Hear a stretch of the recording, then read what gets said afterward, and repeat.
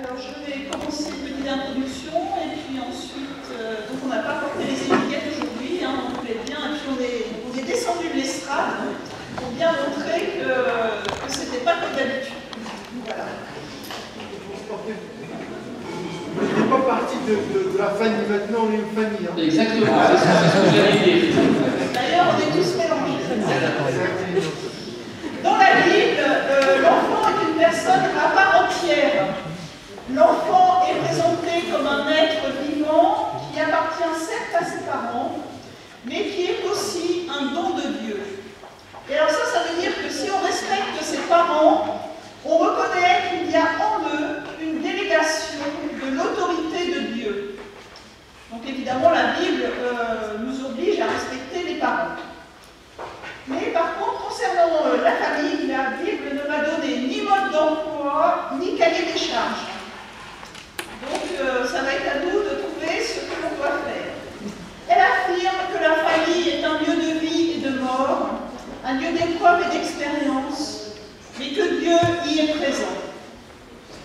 Elle dit que c'est des parents que les enfants doivent apprendre leurs droits et leurs devoirs. Et justement, le premier devoir, c'est l'éducation. Ce n'est pas une option. L'enfant est appelé à grandir pour accomplir sa mission. Et sa mission, c'est celle de gérer la création, dont chacun de nous est le gardien. D'ailleurs, on l'avait bien expliqué les deux dernières fois.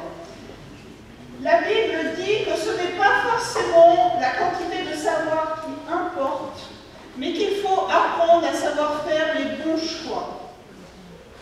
L'instruction doit permettre de former des êtres libres et autonomes qui sauront se détacher de leurs parents.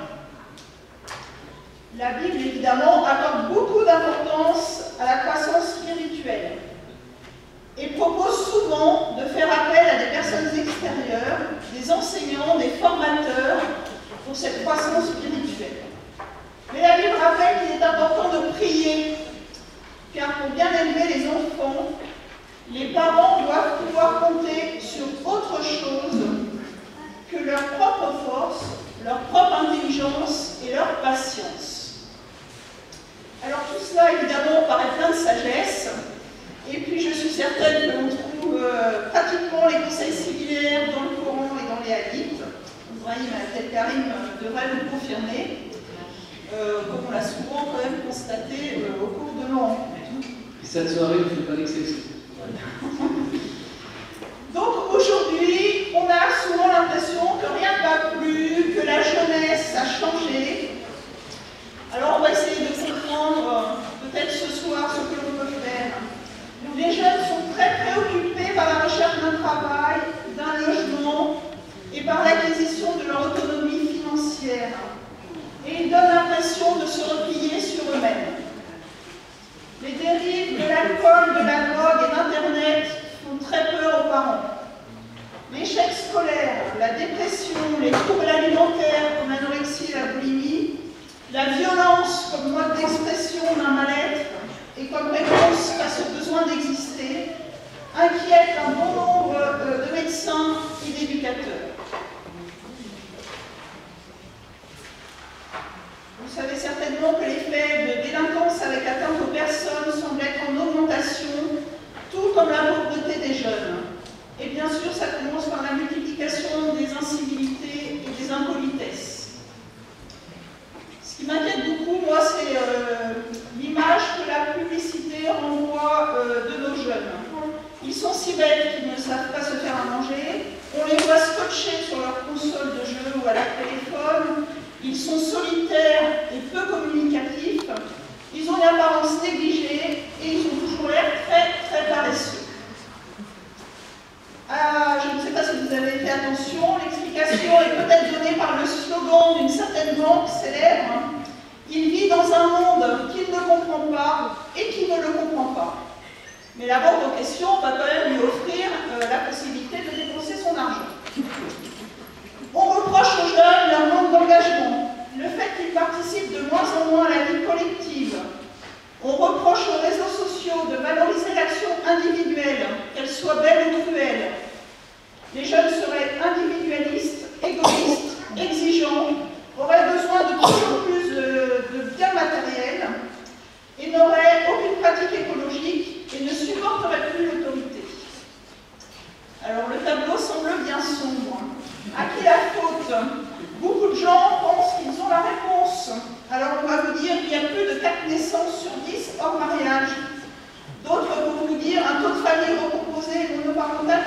chose. Les générations qui n'habitent plus ensemble, les grands-parents qui ne sont plus à la maison, la famille qui peine à être un havre de paix dans ce monde tourmenté, une vie de couple devenue plus périlleuse et des parents de plus en plus dépendants de l'amour de leurs enfants et qui ne savent plus leur donner de limites. D'autres encore accusent la société, qui ne sait plus offrir à ses jeunes des buts à atteindre grâce à l'éducation. Alors heureusement, ce tableau ne reflète pas toute la jeunesse, et particulièrement celle qui se trouve dans cette salle, certainement. Mais nous sommes là ce soir pour apporter quelques réponses, sans être sûr de détenir la vérité. Famille, qu'avons-nous à transmettre? Et je laisse la parole à Brad. Bonsoir tout le monde. Un grand plaisir à vous voir, à se rencontrer avec vous ce soir. Comme a dit Angélique, ça fait vraiment chaud au cœur de nous voir tous ensemble. On est venu là ce soir pour sortir, ce soir avec une solution. Le slogan de la banque que le jeune ne comprend pas, on ne comprendra pas, ce soir il va comprendre. Ils sont là avec nous, il faut qu'on comprenne. Les parents qui sont là, que ce soit des parents musulmans ou des parents chrétiens, j'insiste, et je le dis de tout mon cœur, on est là ce soir pour se mettre la main dans la main et de dire à cet enfant, comme a dit Nathalie, que l'enfant est à part entière et non pas entièrement à part, comme le dit la banque. Les problèmes, vous les connaissez, on les connaît.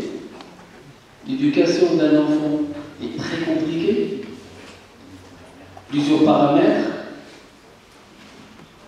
Comment fait-on pour résoudre ces problèmes? La solution, elle est entre nos mains, nous tous, présents ce soir, sans aucune distinction ni d'origine ni de religion. Aujourd'hui, s'il ne s'agit plus, je ne vais pas revenir sur ce qu'a dit Nathalie pour la Bible, ça existe dans le Coran, c'est exactement la même chose. Donc j'aurais pu traduire en arabe ce qu'elle a dit, on va tomber sur les mêmes versets. C'est exactement la même chose. Aujourd'hui, le problème, c'est qu'il faut absolument qu'on s'entraide tous pour sortir avec une solution pour nos enfants, pour nos citoyens, pour l'avenir de la France, qui sont présents et présentes ce soir avec nous. Les enfants, les jeunes qui sont présents, vous êtes l'avenir de la France. Et vous avez un devoir, vous-même, à transmettre. On va parler de la famille, on va parler de ce triangle sur lequel on est basé, un triangle, bien sûr, 3 sommets, la société, la famille et l'école.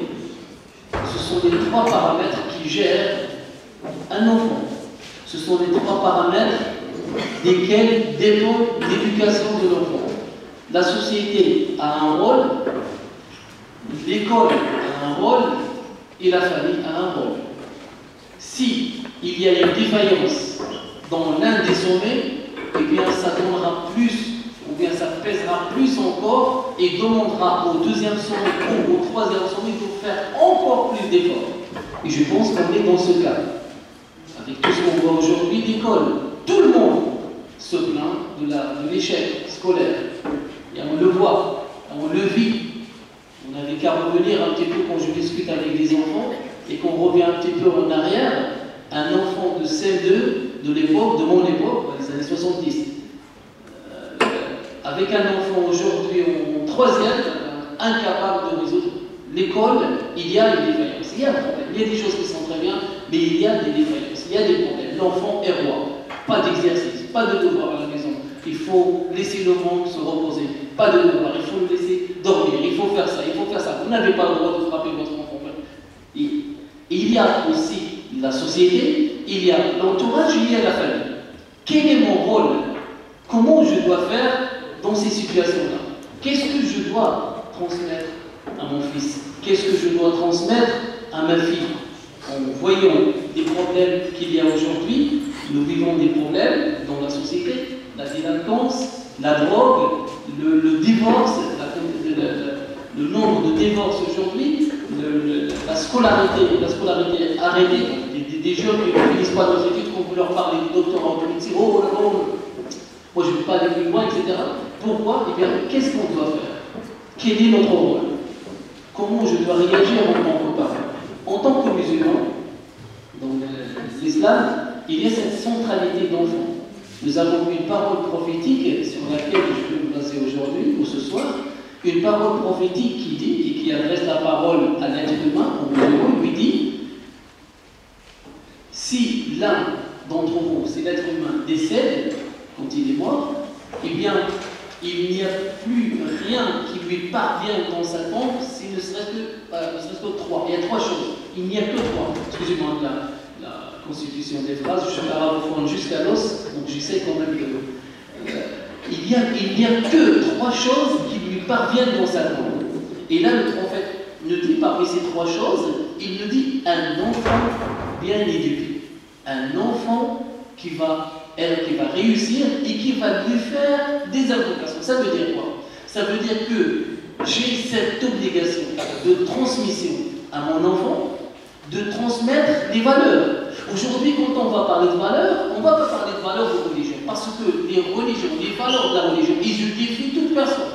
Comme je l'ai fait dernièrement, j'ai défié toutes les cas, même le maire, pas la maire ecclésiale, c'est un autre maire, qui était présent dans la salle, je lui dis, je défie la personne, le maire et l'adjoint maire qui se lève et qui me dit que les valeurs de la religion ne sont pas compatibles avec les valeurs de la République, c'est une erreur. Et c'est là où il y a l'erreur. On va dire, on a tellement essayé d'introduire dans la tête des gens que la religion, c'est la source des problèmes, que ce soit la religion musulmane ou la religion chrétienne, avant c'était la religion chrétienne, aujourd'hui c'est la religion musulmane. Non, il n'y a pas. Quand on cherche, quand on vit sa religion, avec ses valeurs, quand on respecte, bien sûr, quand on respecte les valeurs de la religion, quand on respecte les valeurs de la laïcité, quand on respecte les valeurs de la République, eh bien, il n'y a aucune incompatibilité. On va parler ce soir de ces valeurs. Quelles sont les valeurs à transmettre? La religion, elle me dit, comme l'a dit Nathalie, elle me dit que ton enfant, cet enfant-là que tu as mis au monde, eh bien, tu as une responsabilité envers lui. Tu as une responsabilité devant Dieu de l'éducation que tu vas donner à un enfant. Je ne vais pas négliger cet enfant. C'est une responsabilité religieuse, c'est une responsabilité, c'est ma responsabilité devant Dieu de lui donner l'éducation qu'il faut, de lui donner les moyens qu'il faut pour pouvoir marcher, pour pouvoir retrouver sa place dans la société. Je dois être présent, je dois être à côté de lui. Et là, quand on parle de l'éducation, et là je parle de ma communauté, on voit les erreurs qui sont faites dans des familles, on voit le décalage qui est fait dans des familles. Malheureusement, à l'époque, nos parents venaient en France, leur but c'était de travailler, de collecter un peu d'argent et puis de retourner. Ils avaient cette idée dans la tête, donc il y a une certaine négligence de l'éducation. Aujourd'hui, on se réveille. Aujourd'hui, on dit on est là. Aujourd'hui, on dit on est français. Aujourd'hui, on dit on est des citoyens français. Et il faut que mon fils, il faut que ma fille soit une partie intégrante de la société. Il faut qu'elle trouve sa place dans la société. Il faut qu'elle recherche sa place dans la société. Il faut qu'elle soit un élément qui contribue dans la société. Et ça, c'est un message universel. Et c'est une valeur universelle. C'est un message de l'islam. Il me le dit. L'islam le dit. Ces valeurs de voisinage, les valeurs morales, les valeurs dans l'éducation, dans l'école, avec les parents, si on parle de respect des parents, et on ne va pas faire cette négligence qui a été faite auparavant. Bien sûr, il y a des erreurs de tout départ, je ne sais pas si c'est de tout départ, et on ne va pas faire comme ce parent-là. Je discutais avec un père, il dit, moi, alhamdoulilah, ça veut dire louange à Dieu. Depuis que j'ai acheté un ordinateur à ma fille, alhamdoulilah, elle ne sort jamais de sa chambre. Sa fille, elle a été aux États-Unis avec son ordinateur, elle a été en Europe, elle a parcouru toute l'Europe, toute l'Afrique, et lui, le pauvre, il est là, depuis que j'ai acheté un ordinateur à mon fils, il ne sort pas de sa chambre. Un enfant qui rentre chez lui avec des Nike qui coûtent 1000 €, je ne sais pas si ça existe. De toute façon, je ne sais pas. Mon fils peut-être peut le savoir. Qui rentre avec des chaussures qui coûtent 800 €, 700 €. Et l'enfant ne travaille pas, il est à l'école. Et que le papa est présent, ou la maman est présente, et qu'il ne pose pas la question d'où tu as eu ça, là il y a la défaillance. Là, il y a un problème. L'enfant qui rentre jusqu'à 3 h du matin, qui rentre jusqu'à 4 h du matin, et qu'on essaye de le couvrir, là, il y a un problème. La maman qui couvre, le papa qui couvre, le papa qui veut réagir. Et on appelle ça, pas le conflit, cette divergence de vue, ou cette divergence de point de vue, ça fait perturber l'enfant, ça fait perdre les repères à cet enfant-là. La religion me dit, attention, cet enfant-là, que tu as mis au monde, grâce à Dieu, eh bien c'est un don de Dieu, comme l'a dit Nathalie, c'est un don de Dieu, mais tu as une responsabilité. Qu'est-ce que je dois transmettre? Eh bien tout d'abord, mes valeurs spirituelles. Pourquoi? Parce que, avec les moyens que tu as, croyez-moi, je vais vous appeler mes frères et mes sœurs, parce qu'on a quand même une fraternité adamique qui nous lie ici. Avec cette fraternité adamique, qu'on va sortir ce soir la main dans la main, on va dire, on va changer la France, et on est capable. Et vous êtes capables, nous sommes tous, avec cette fraternité, croyez-moi, cette éducation spirituelle que je vais donner à mon enfant, parce qu'il en a besoin. Et peut-être que Alain le confirme, et même vous tous, que j'ai besoin d'un équilibre. Cet équilibre et cette harmonie, croyez-moi, on ne peut pas la vivre si on n'a pas, et je reviens aussi de la croix, si on n'a pas notre relation verticale avec Dieu. Je vous jure, avec toutes les expressions, si ma relation verticale avec Dieu n'est pas bonne, ma relation horizontale avec les gens ne sera pas bonne. Ça te va là? Si cette relation n'est pas bonne, donc c'est de mon devoir de donner à mon fils cette spiritualité avec laquelle il va retrouver son équilibre. Je vais donner à mon fils, à mes enfants, cette éducation, l'importance des études, l'importance d'aller à l'école. Pourquoi nos enfants, pourquoi on perd des jeunes aujourd'hui? Pourquoi je perds des jeunes de 15 ans qui vont partir, je sais pas où, vous savez tous plus que moi. Pourquoi on perd des gens? Pourquoi on perd un jeune? Pourquoi on perd un potentiel? Pourquoi on perd un élément de 15 ans, de 17 ans, de 18 ans qui va perdre son équilibre? Il va être récupéré, je ne sais pas, par Internet, par tous les moyens qu'on connaît aujourd'hui, et puis on les perd, il va dans l'air, c'est une perte humaine. Eh bien, parce que le message n'est pas passé, parce qu'il y a le vide, parce qu'il n'y a pas ces études, parce qu'il n'y a pas ce repère. Quand on dit à un jeune que voilà ton devoir, tu es un vicaire, tu es un responsable, la terre et la stabilité sur terre dépendent de toi. Dieu, il a dit dans le Coran, et ça existe aussi dans la Bible, que je vais créer sur la terre, un vicaire. Vous savez ce que ça veut dire un vicaire? Une vicariat. Je ne sais pas si c'est un vicariat ou une vicariat.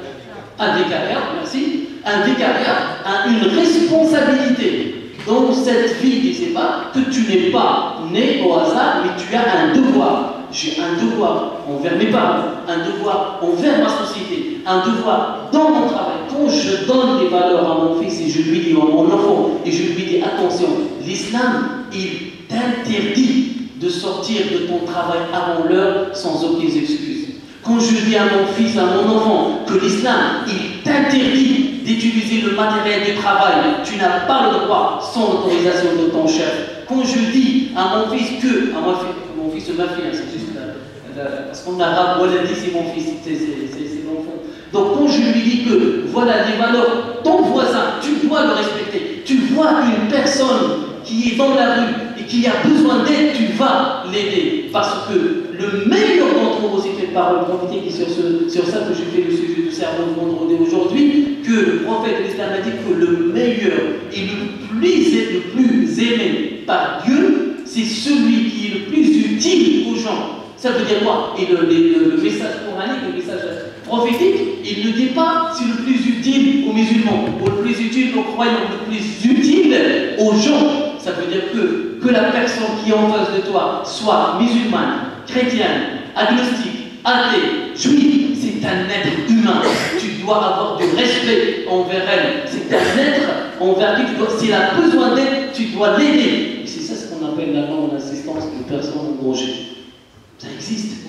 Les droits de la voie publique, L'islam, il t'interdit, il te dit attention, tu n'as pas le droit de t'asseoir dans ce chemin. Nos enfants, des fois, nos jeunes qui squattent dans les escaliers et qui gênent le passage, ils n'ont pas le droit, religieusement, ils n'ont pas le droit de. Vous n'avez pas le droit de voir une personne qui remonte ses comptes si toi tu es en train de regarder. Là, j'adresse la parole aux jeunes. C'est un devoir. Donc, ça veut dire si je transmets ces valeurs à mes enfants, ça va leur permettre de vivre, eh bien, un citoyen à part entière.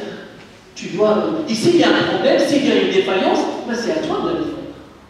On te donne les moyens pour la. Mais qui ça? C'est ce que je dis aux jeunes, je leur dis, les jeunes musulmans, quand je fais des conférences dans les mosquées, je leur dis ça, je leur dis directement, vous avez vos parents, ils sont venus ici, ils ont travaillé dans les métros, ils ont creusé les tunnels de métro, aujourd'hui ils n'ont pas une réflexion dans le métro. Mais qui va défendre ces droits? Que ça se même pas pour les musulmans, pour nous tous. Qui va défendre ses parents? Qui va prendre en charge ses parents? Qui va prendre. Pourquoi quand j'ai des parents, on m'a dit l'interdit, j'ai un respect devant mes parents. Je dois donner cette éducation à mes enfants, qu'eux-mêmes vont transmettre cette éducation à leurs enfants. Et ils vont être, et je répète mon slogan, pas celui de la banque, mais c'est un autre, un slogan, être un panneau publicitaire mobile. Tu passes, mais tout le monde te voit. Tu es le bon citoyen. Avant qu'on sache, un bon citoyen, respect des voisins, respect de la personne humaine, qu'elle soit de la même religion ou d'une religion différente. Voilà, je pense qu'on est là ce soir, il faut absolument qu'on dise ça à nos enfants, à notre trésor qu'on a aujourd'hui. Réveillons-nous. Nous avons ce devoir de transmission, vous serez les responsables demain, et vous êtes les décideurs de la France, et vous êtes l'avenir de la France. Vos études, ne ratez pas vos études, n'arrêtez pas vos études, allez plus loin dans vos études, faites le maximum, vous y arriverez, vous êtes fort, et vous pouvez le faire.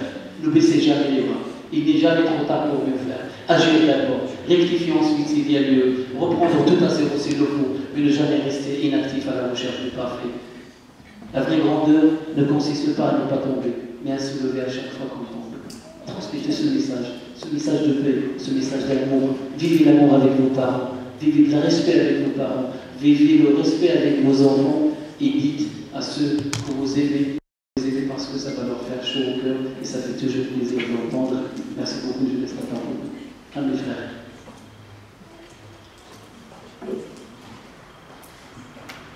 À moins que ce reste encore.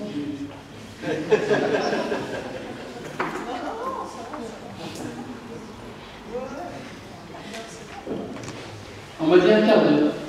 J'essaie de chronométrer. Merci au frère Brahim. Il a dit tout. Quand je devais traiter, il les a traités. Donc je tiens à remercier toutes les personnes ici présentes. Donc la rencontre entre les musulmans et les chrétiens. Je suis content d'être auprès du Père Alain et de Nathalie ce soir. Et face à vous aujourd'hui, on est assis de manière différente à discuter de cet héritage. Nous, chacun d'entre nous, nous sommes l'héritage de nos parents. Qu'on le veuille ou non, on a un héritage génétique. Chaque enfant a l'héritage génétique de ses parents et de ses arrière-parents. Donc on transmet de manière naturelle et physionomique, physiologique, un héritage à nos enfants. Mais il y a un autre héritage qu'il faut transmettre à nos enfants. Donc, Brahim a parlé de l'héritage, on va dire, religieux et spirituel. Je pense qu'en tant que croyant, c'est quelque chose de important pour chacun d'entre nous, de voir ses enfants être dans la continuité de sa croyance, de sa foi, de sa relation à Dieu. Par contre, il y a des difficultés aujourd'hui, on y viendra par la suite. Il y a aussi l'héritage, on va dire, civil. Et de manière générale, toutes les valeurs que devons-nous transmettre? Il y a les valeurs, certains ont fait, on va dire, des catégories de valeurs à transmettre à nos enfants. Les valeurs civiques, le respect, l'honnêteté, gagner sa vie honnêtement, c'est une valeur importante. Le respect de l'autre, le respect de la société, la tolérance, la solidarité, la loyauté. Donc ça, c'est des valeurs et des vraies valeurs qu'aujourd'hui, on voit dans la société dans laquelle on vit, il y a de moins en moins de ces valeurs. Aujourd'hui, chacun essaye de gagner sa vie, d'être le meilleur, quitte à passer sur les autres, quitte à gagner sa vie de manière malhonnête, de mentir, de outrepasser les lois, malheureusement. Donc, nous devons apprendre à nos enfants que ces valeurs-là sont importantes. Il y a les valeurs de notre relation avec autrui, donc la relation horizontale plutôt, avec les autres, les respects des voisins, l'ouverture d'esprit, on en a besoin, parce que nous sommes de religions différentes, nous sommes dans un pays, on va dire, cosmopolite, il y a des origines différentes, nous devons apprendre à nos enfants cette ouverture à l'autre, quelle que soit la couleur de sa peau, quelle que soit son origine, et quelle que soit sa religion. Et l'islam nous montre ça. Je parle du côté pour les musulmans.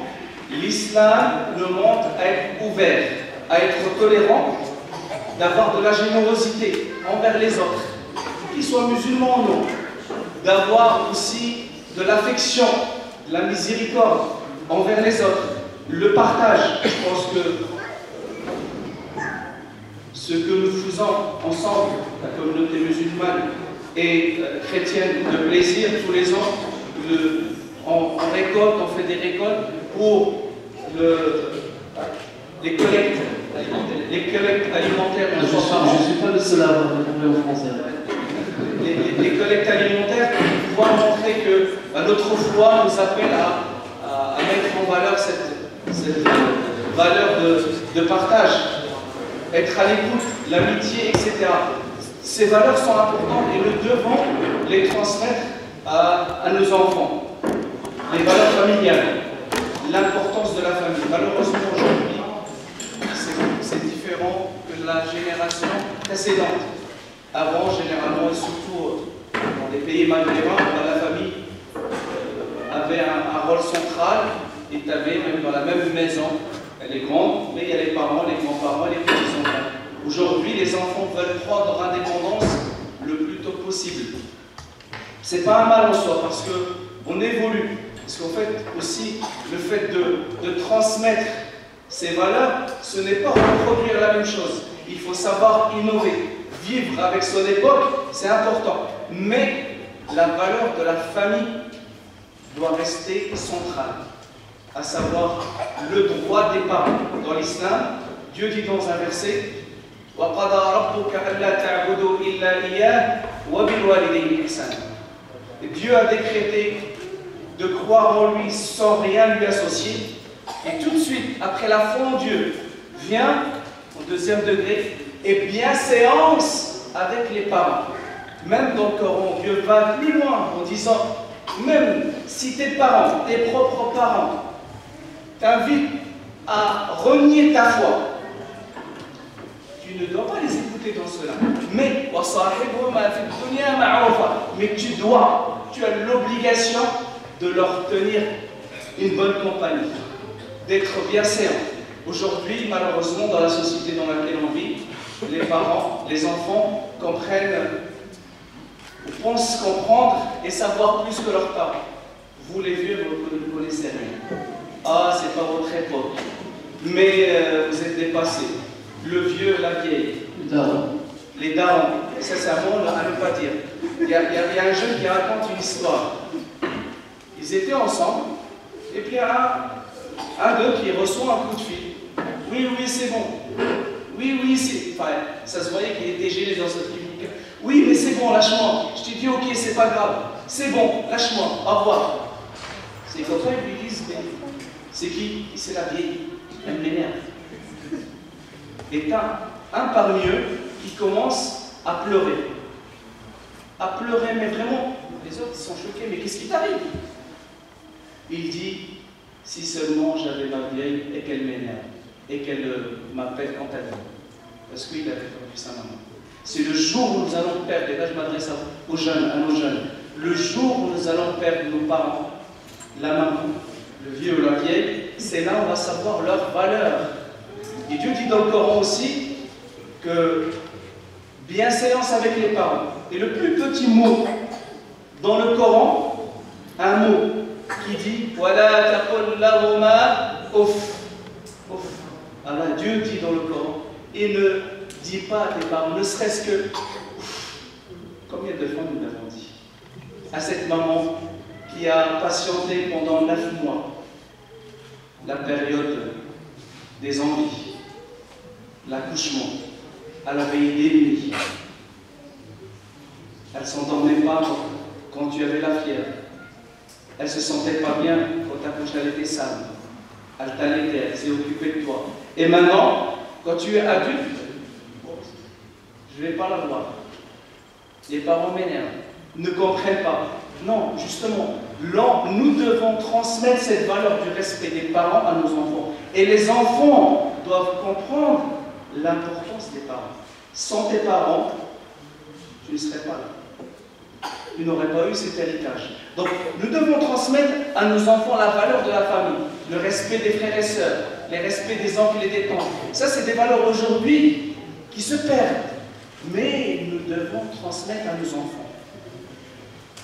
Tout à l'heure, Valérie m'a parlé, en fait, moi je ne dirais pas un triangle, mais les canaux par lesquels l'éducation et les valeurs se transmettent. Tout d'abord les parents, parce que l'enfant grandit dans la famille, la sphère familiale. Et c'est les premiers de qui il va prendre. Donc le comportement des parents, l'attitude des parents, la manière dont les parents vont éduquer, est-ce qu'ils vont être doux, ils vont être exigeants, ils vont être durs, va influencer l'éducation de l'enfant. Donc premier canal, c'est les parents. Deuxième canal, c'est l'école. Et le troisième, c'est la société ou le milieu dans lequel on vit. Les parents des deux côtés, ils ont des devoirs et des obligations. Les parents, dans un couple, même reconstitué, même d'origine différente, doivent être d'accord sur comment éduquer nos enfants. Pour avoir, et là je m'adresse surtout par exemple dans les couples constitués, musulmans, chrétiens, ça existe, ou d'origine différente.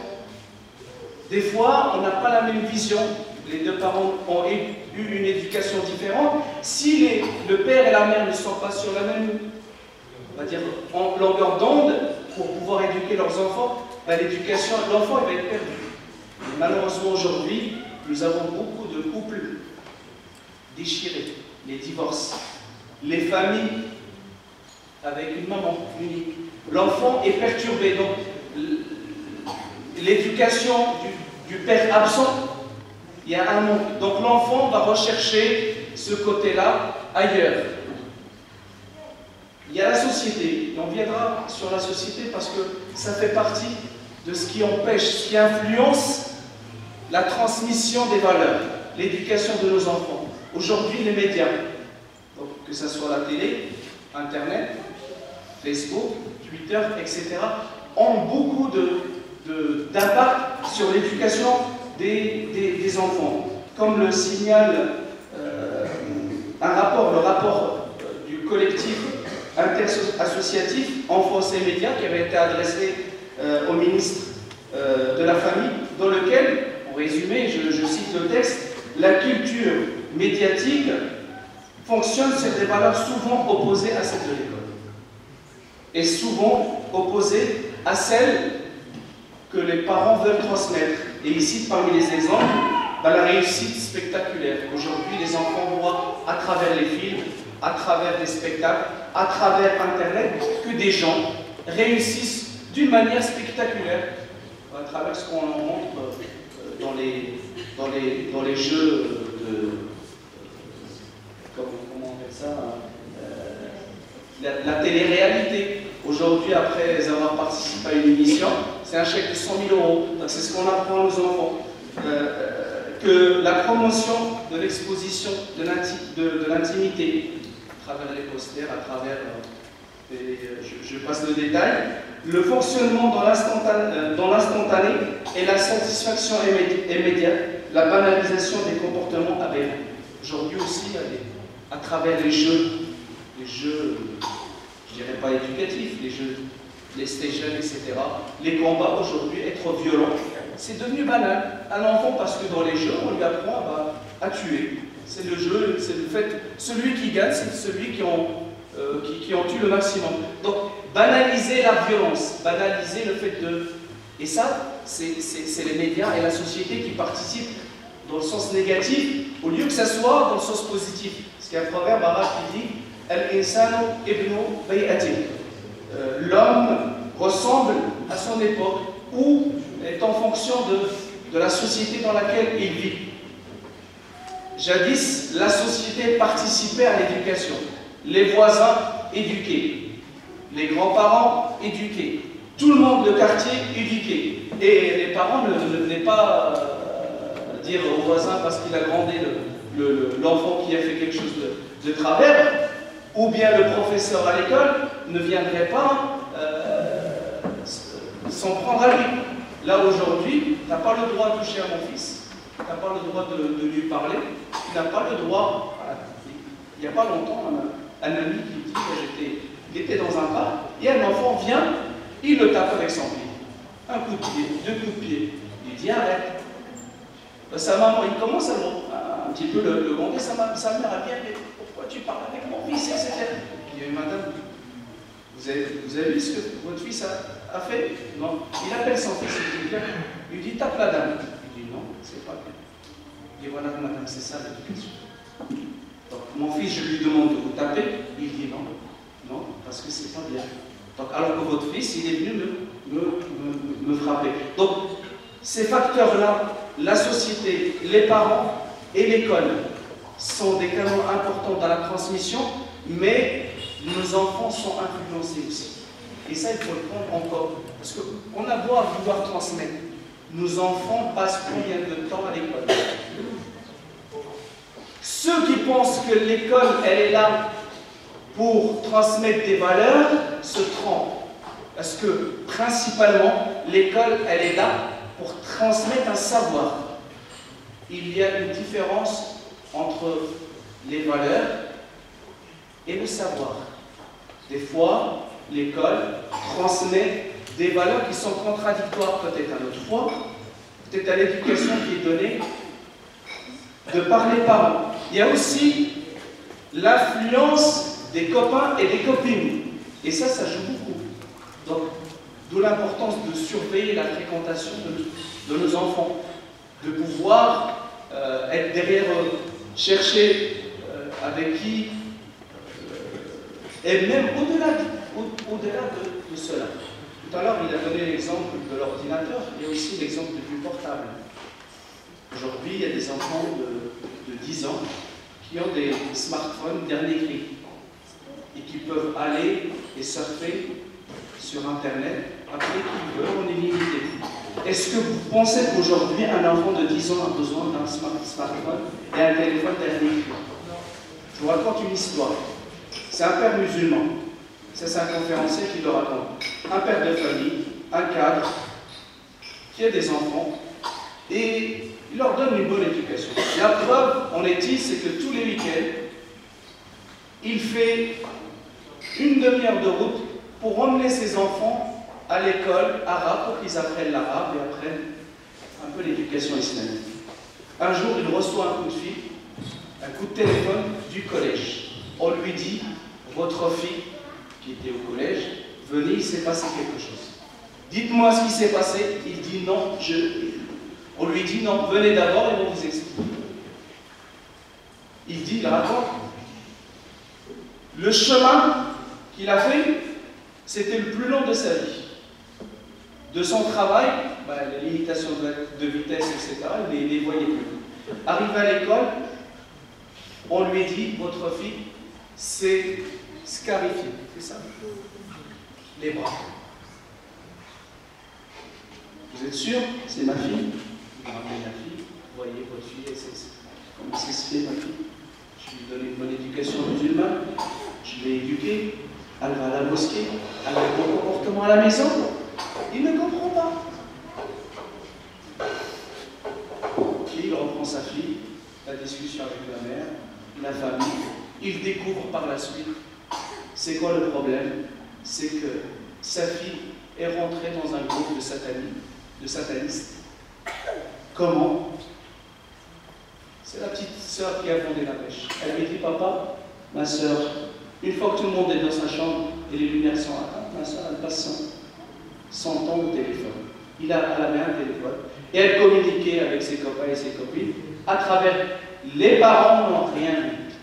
Donc l'influence de l'entourage et des fréquentations des enfants est importante et joue dans l'éducation de nos enfants. Donc d'où l'importance, la transmission passe aussi par la surveillance et qui est importante. Bien sûr, il faut avoir de laisser la liberté. La liberté, et ça c'est important dans l'autorité, tout en étant proche. Être le père qui a l'autorité, la mère qui a l'autorité sur ses enfants, ça ne veut pas dire que de les mettre dans une cage. Non, de leur mettre des limites. Et l'enfant, depuis son bas âge, a besoin de ces limites-là. Mais en même temps, lui montrer son amour, lui montrer son affection, et là me vient à l'esprit, lui donner de la valeur. Le prophète, une fois, était avec des compagnons, et on lui ramène du lait à boire. À sa droite, il y avait un jeune enfant, à sa gauche, les notables de ses compagnons. Donc, la coutume dans l'islam, c'est de commencer par la droite. Donc, il boit et il demande aux petits. Regarde, un jeune, nous, on va commencer par les jeunes, vous attendez, on va commencer par les grands. D'abord les adultes et après les jeunes, après les enfants. Il se retourne à droite. Il demande, est-ce que tu me permets de servir les adultes avant toi? Il dit, ô messager de Dieu, jamais je n'aurais laissé ma part, surtout boire après toi à quelqu'un d'autre. Je préfère boire, c'est moi qui bois. Il lui a donné, c'est ton droit et je te le donne. Donc l'enfant lui montrait de l'amour. Une fois le prophète était avec ses petits-enfants, les enfants de sa fille Fatima, et il les embrassait. Un bédouin qui arrive, qui a embrassé l'islam, il le voit, il le regarde, il dit, bah dis donc, j'en ai une dizaine et j'en ai jamais embrassé aucun. Et c'est à ce moment-là, le prophète se retourne vers lui, il lui dit, c'est une miséricorde que Dieu a mis dans le cœur de chacun. Je ne peux rien à toi si tu n'as pas de miséricorde envers tes enfants. Donc, montrer de l'amour et de l'affection à nos enfants pour qu'ils soient proches de nous. Et s'ils voient et qu'on donne l'exemple à nos enfants, ben nos enfants seront ce que nous souhaitons qu'ils soient. Des bons citoyens, des bons croyants, des gens qui vont réussir dans leur vie, et sociale, et familiale, et sur tous les plans. Nous avons le devoir de l'effort, mais nous n'avons pas, et ça je finirai par ça, nous n'avons pas l'obligation de résultat.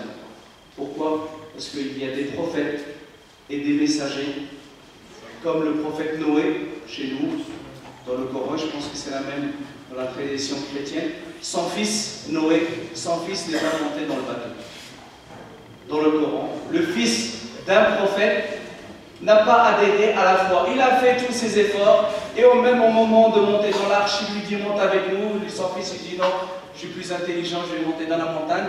Et il lui dit, bah, écoute, moi je vais... Il n'a pas su. Non, nous avons l'obligation du devoir de faire notre effort, mais le résultat, bah, c'est entre les mains de Dieu et il faut avoir la conviction. Aujourd'hui, la majorité, je pense que c'est des parents qui m'écoutent. Nathalie, Ibrahim et moi-même, nous sommes tous, nous vivons en couple, nous sommes des parents. Nous allons laisser la parole à quelqu'un qui est célibataire. Il n'y a pas d'enfant, mais malgré ça, il en sait beaucoup de choses. Il en sait des choses sur la transmission, l'héritage à transmettre à nos enfants. J'adresse la parole à la... Il l'a bien fait. Hein.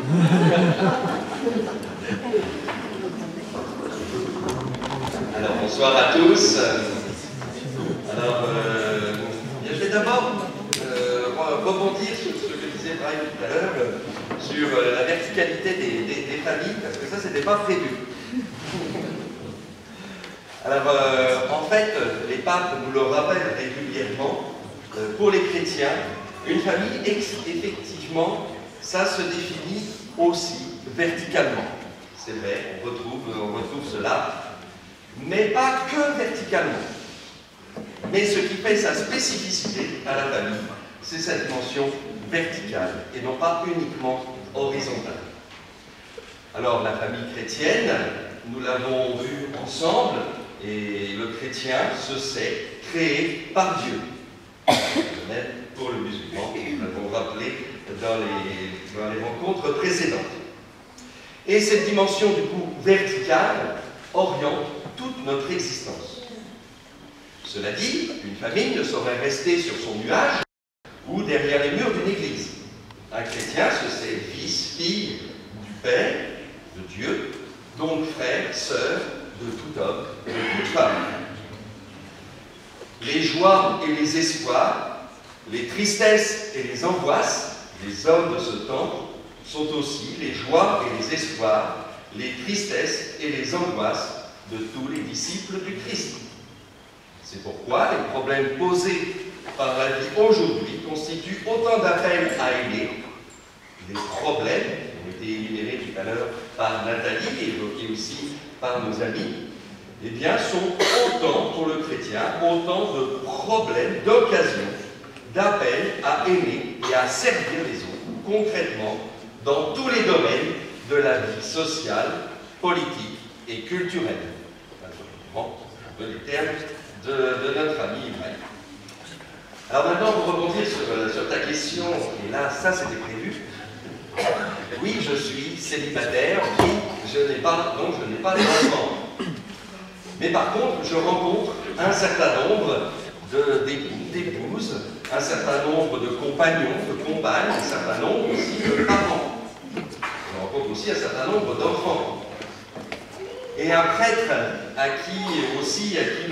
lui aussi célibataire et sans enfant, à qui l'on demandait de définir le rôle de la famille, compte tenu de ce qu'il entendait, et de tout ce qu'il avait entendu tout au long de sa vie, répondait, eh bien, le rôle de la famille, c'est d'éduquer et de laisser faire Dieu. Alors, éduquer, c'est effectivement ouvrir les yeux de nos enfants sur un monde où tout le monde n'est pas beau, où tout le monde n'est pas gentil. Il y a des gens qui sont beaux, il y a des gens qui sont gentils, mais les gens ne sont pas toujours beaux, ils ne sont pas toujours gentils. Il n'y a d'ailleurs jamais de gens qui ne sont complètement pas beaux ou complètement pas gentils. Et ça aussi, c'est une des valeurs qu'il faut arriver à transmettre.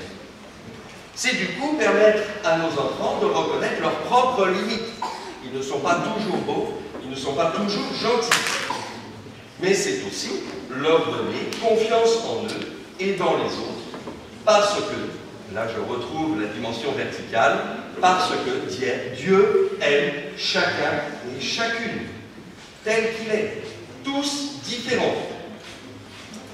Et donc il faut apprendre, transmettre à nos jeunes que la jeunesse est un passage, ce n'est pas un absolu.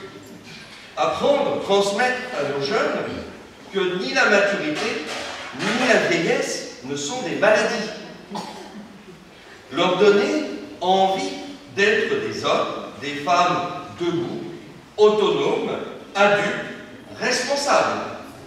Pour cela d'ailleurs, il faudrait qu'on en ait envie nous-mêmes. Non seulement nous-mêmes d'être adultes, responsables, mais aussi de vouloir que nos enfants soient autonomes, adultes, responsables. Nos enfants nous ont été confiés pour que nous les aidions à répondre pleinement à l'amour de Dieu. Éduquer, ce n'est pas modeler l'enfant à l'image que nous faisons de l'enfant parfait, c'est l'aider à devenir libre pour discerner l'appel de Dieu et pouvoir y répondre. L'éducation à la foi, c'est ainsi une éducation dans la foi, c'est une éducation à la confiance, car avoir la foi, c'est avoir confiance. Dans le mot confiance, il y a le mot foi. La foi n'empêche pas les peurs et les angoisses, mais la foi enracine tout dans la confiance et donc dans la paix, dans une paix surtout intérieure. La foi est une manière de regarder et de vivre toute chose avec cette paix intérieure. Cette paix, pour nous croyants, qui nous vient de Dieu. Et donc, dans une paix profonde, que rien ni personne ne pourra nous retirer, quelles que soient les circonstances. Regarder chaque jour qui vient dans la foi, ce n'est pas refuser de voir les difficultés, mais c'est vrai que nos enfants, plus encore que nous-mêmes, ont besoin de repères fixes pour grandir et se construire. Il est donc nécessaire qu'ils acquièrent sur Dieu des notions claires, simples et précises. Donc, ils vont dans le sens de l'amour, dans le sens du respect des autres, du respect de ceux qui sont différents, parce que s'ils sont différents, c'est que quelque part, eh bien, Dieu les a voulu différents. Alors donc, il est vrai qu'il n'y a pas de tâche plus importante, et certains diront plus difficile, que d'aider un enfant à devenir un homme, une femme, adulte, autonome, etc., etc. Et pourtant, apparemment, cette tâche, en tout cas quand j'entends un certain nombre de confessions, cette tâche incombe quelquefois à des personnes qui, quelquefois, semblent n'avoir aucune compétence pour mener à bien cette mission. Effectivement, quelquefois, j'entends que eh bien, les uns et les autres n'ont eu aucun diplôme de pédagogie, de psychologie, de pédiatrie ou aucun mode d'emploi pour eh bien, l'enfant qui vient de naître. L'enfant qui est pour accompagner l'enfant qui grandit. Et du coup, eh bien, il y a beaucoup d'imperfections, de limites, de blessures, voire même de problèmes à régler. Pour peu que tel ou tel enfant se montre un peu difficile, le doute surgit, l'inverse de la foi, qui se transforme bientôt en désarroi. Je dirais que plutôt l'inverse de la foi, c'est le désordre, c'est plutôt l'agitation. Ce serait plutôt une certaine angoisse, une agitation. Et non pas le doute, parce que le doute eh bien, peut nous permettre justement de découvrir Dieu davantage dans des circonstances qu'on n'a pas calculées, dans des événements qu'on n'a pas programmés, et comme Dieu, nous ne pouvons pas l'enfermer dans ce que nous en savons déjà, et que nous le découvrons toujours tout au long de notre vie, et bien, quelque part, les enfants, en nous provoquant, eh bien, nous amènent à découvrir Dieu davantage. Nos enfants sont aussi un don de Dieu dans ce sens-là. En tout cas, il faut prendre le problème à l'endroit, et pour les chrétiens, tout resituer dans la lumière de Pâques. Ce n'est pas en raison de nos éventuelles qualités que nous sommes devenus parents, mais c'est parce que nous sommes parents que Dieu nous donne les compétences nécessaires. Dieu ne fait rien au hasard, rien. Et c'est encore plus vrai quand il s'agit de ce qui est le plus important pour lui, un de ses enfants. Ce n'est pas par hasard que Pierre, Arthur ou Sophie sont nos enfants. C'est parce que Dieu nous les a confiés à nous et pas à d'autres. Et Dieu qui connaît notre incompétence et notre péché 1000 fois mieux que nous, c'est bien ce qu'il fait en nous confiant des enfants. Et il nous donne tout ce qu'il faut pour être de bons parents. Alors effectivement, comme cela a été rappelé, nous, parents, nous avons aussi besoin des autres pour éduquer nos enfants. Mais tous ceux qui interviennent auprès de ces derniers, de nos enfants, enseignants, catéchistes, moniteurs sportifs, chefs scouts ou pédiatres, agissent en notre nom. Nous avons non seulement le droit, mais aussi le devoir de décider en dernier ressort, de rester ferme, sans complexe, ni fausse humilité. En aucun cas, et quelles que soient nos propres limites, nous ne devons jamais abdiquer la mission qui nous est propre. Alors, il parlait de gènes qui étaient transmis. Et effectivement, nos enfants ont reçu les mêmes gènes que nous. Ils ont donc les mêmes qualités que nous. Ils ont donc les mêmes défauts que nous. Et ils sont donc, plus que d'autres, capables de comprendre nos défauts. Les défauts de nos qualités. Mais ce droit des parents a pour corollaire de graves responsabilités à l'égard des autres éducateurs. Ce droit que nous avons, nous, parents, ne peut être exercé en effet que dans l'humilité, la confiance et la charité. L'humilité, les autres instances éducatives font partie des moyens que Dieu nous donne pour mener à bien notre mission de parents.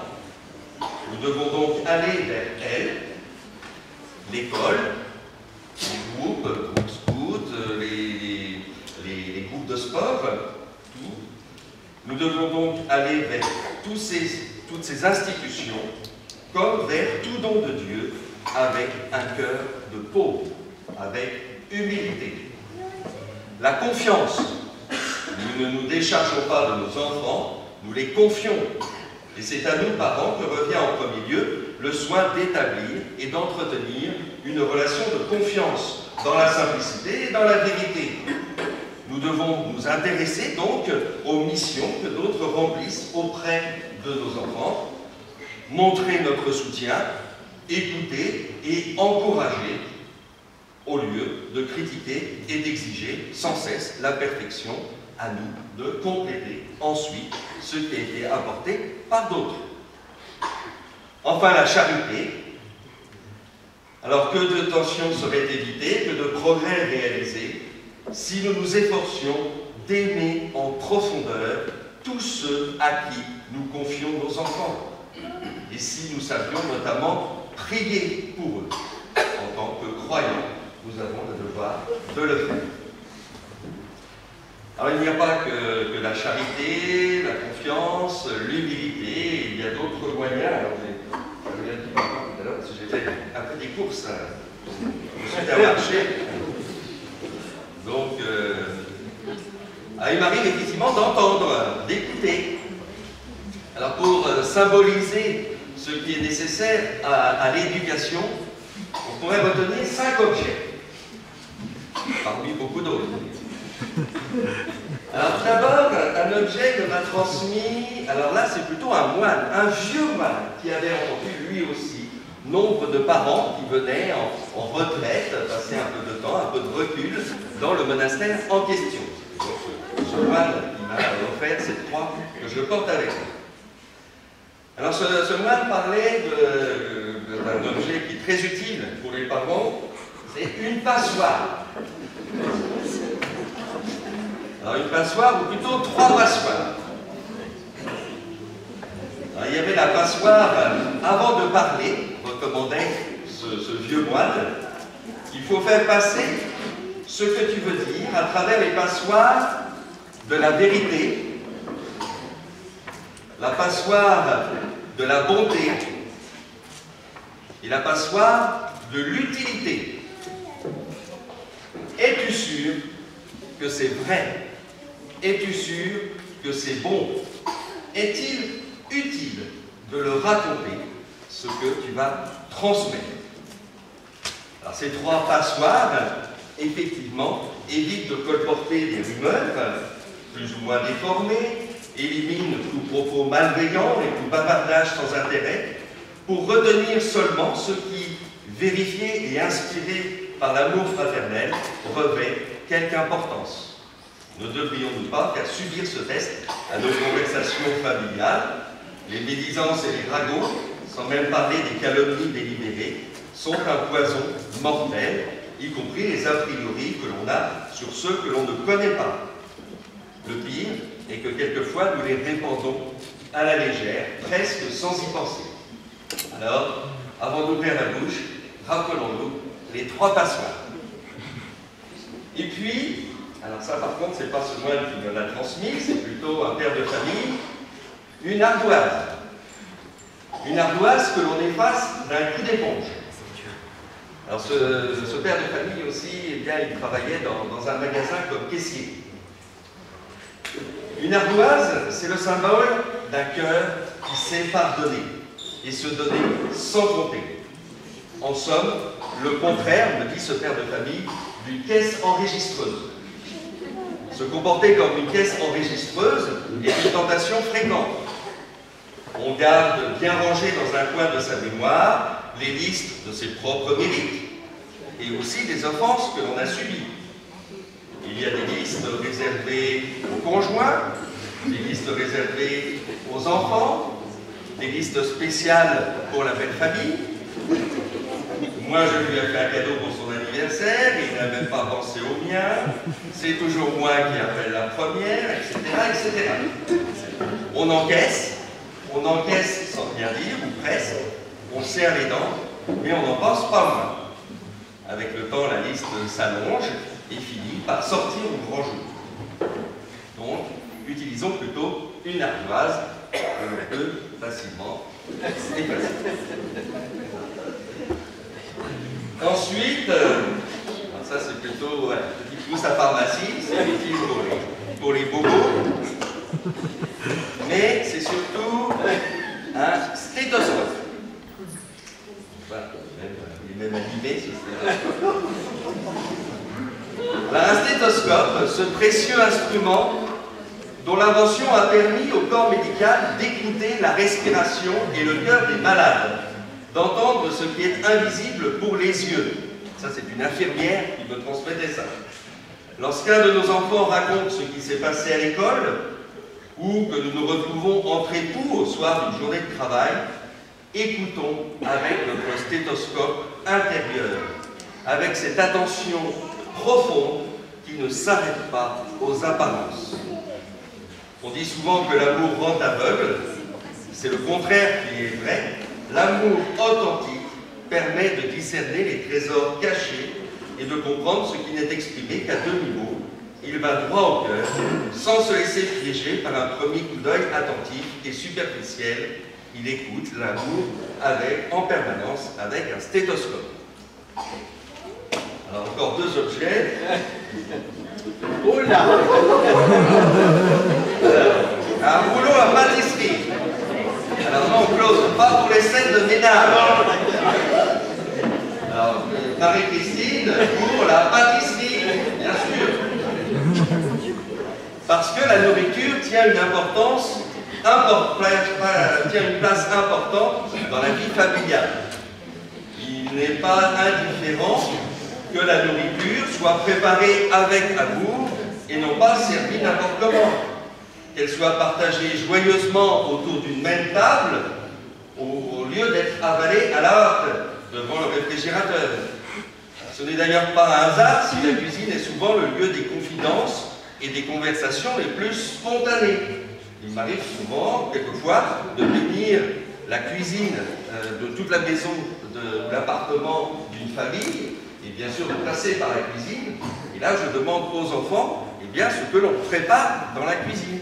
Et ils parlent souvent des repas, et je bénis, bien sûr, tous les repas qui sont préparés pour la famille et puis pour les amis que l'on reçoit dans la famille. Le rouleau à pâtisserie rappelle aussi que chacun est invité à mettre la main à la pâte. La maison familiale n'est pas un hôtel-restaurant où l'on glisse sans vergogne ses pieds sous la table.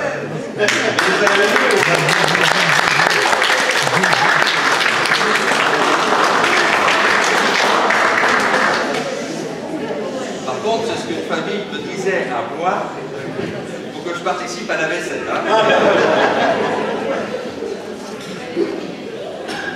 Et donc, voilà, la maison familiale est aussi le lieu où on apprend dès le plus jeune âge à rendre service.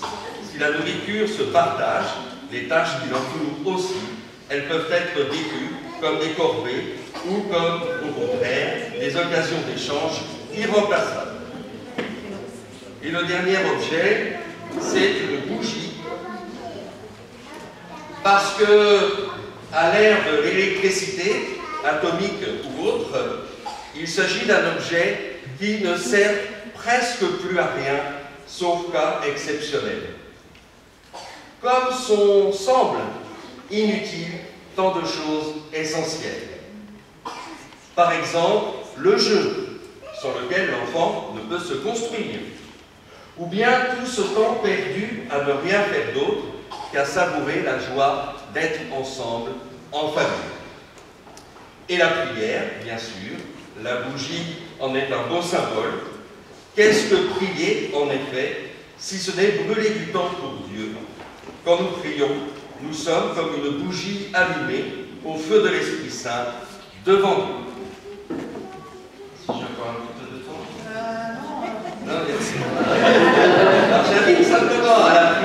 Alors, tu nous laisses juste 5 minutes pour aller au champ pour acheter toutes ces choses-là. Non, écoute.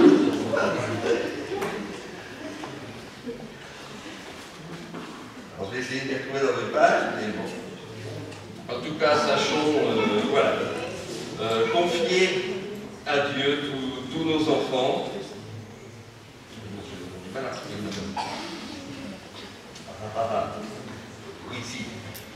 Sachons accueillir dans la prière, dans la méditation, tout ce que le Seigneur veut nous donner par nos enfants. Pour cela, laissons tomber nos préjugés, les dons de Dieu ne correspondent pas forcément à ce que nous avions prévu ou imaginé.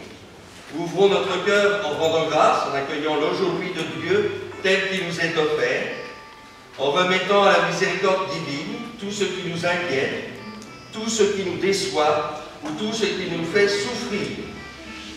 Ne laissons pas l'arbre de nos soucis cacher la forêt de nos joies. Demandons à l'Esprit Saint de nous apprendre à voir toutes choses à sa lumière.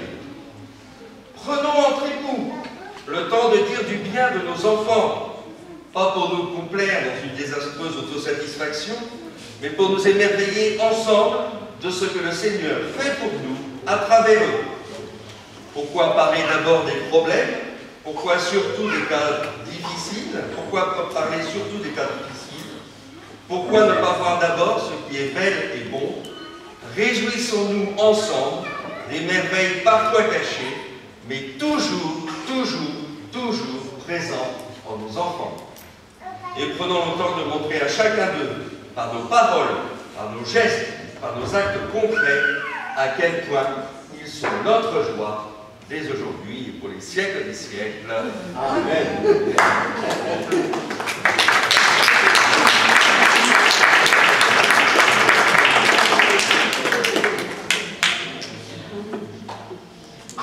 Je crois qu'il y a Moustapha qui devait dire un petit mot. Et derrière Moustapha, on a besoin de ton témoignage parce que tu es engagé dans la famille, comme tout le monde, et puis dans l'enseignement. Moustapha, c'est quelqu'un qui passe beaucoup de temps à donner des cours à des enfants. Quand je rentre dans son cours, des fois j'ai envie de rester aussi avec les élèves, parce que tellement il y a des conseils.